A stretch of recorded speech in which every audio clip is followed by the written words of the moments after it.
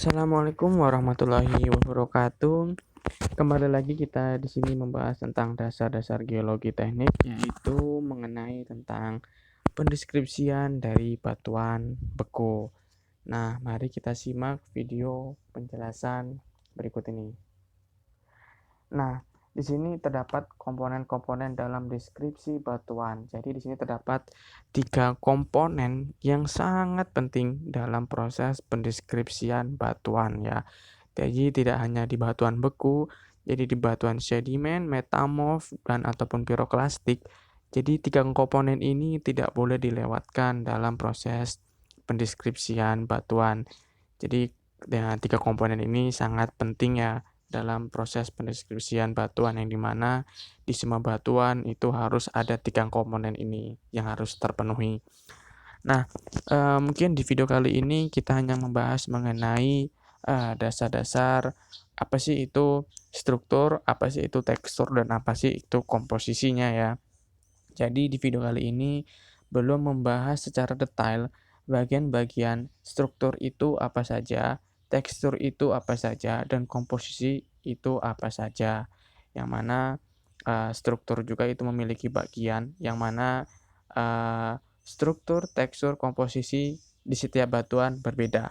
Akan tetapi komponen dari struktur, tekstur, komposisi ini di setiap batuan itu ada, tetapi di komponen intinya dari struktur itu dan apa di komponen tekstur itu dan apa di komponen inti komposisi itu di setiap masing-masing batuan itu berbeda. Tapi tetap ada komponen struktur, tekstur, dan komposisi. Dan itu adalah komponen yang secara umum, dan komponen yang secara detail itu di setiap batuan berbeda. Nah, eh, akan tetapi, di video yang selanjutnya kita akan membahas atau akan membuat komponen-komponen inti dari struktur, tekstur, dan komposisinya. Jadi di video kali ini kita akan membahas dasar-dasar apa saja, apa sih itu struktur, apa sih tekstur, dan apa sih itu komposisi.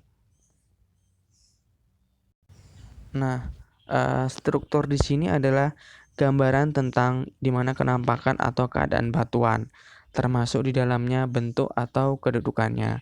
Struktur batuan mengamati ciri-ciri batuan dalam berskala besar yang dapat diamati di lapangan seperti yaitu ini intinya ada seperti perlapisan, ada sesar, dan ada kekar.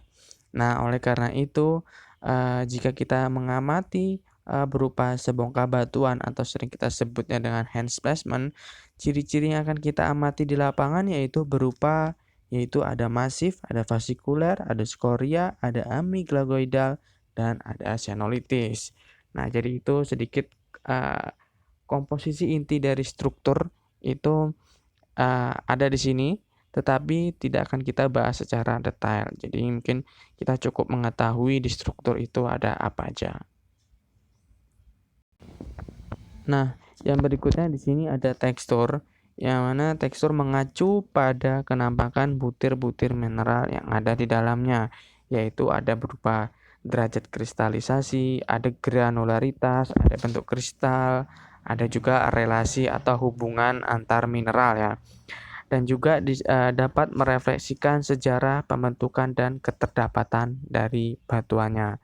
Nah, jadi dari tekstur ini kita sudah komplit dapat mengetahui seperti apa sih bentuk butirnya dan seperti apa sih kristalnya, dan juga bisa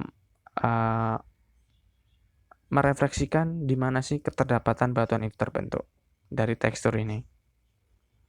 Nah, yang berikutnya itu ada komposisi. Komposisi di sini berkaitan dengan unsur kimia batuan. Seperti di sini terdapat ada CaCO3. Di sini CaCO3 itu adalah merupakan komposisi batuan kalsit, dan ada di sini ada SiO2 yaitu adalah kuarsa, dan lain-lain tergantung di mana dia terbentuknya dan pada suhu berapa proses batuan itu mulai membeku atau menjadi batuan. Jadi setiap batuan memiliki komposisi yang berbeda. Nah, jadi tadi itu adalah merupakan dasar-dasar inti atau komponen inti yang terdapat pada semua batuan. Jadi, cukup sekian pembahasan mengenai komponen-komponen dasar batuan. Saya akhiri. Assalamualaikum warahmatullahi wabarakatuh.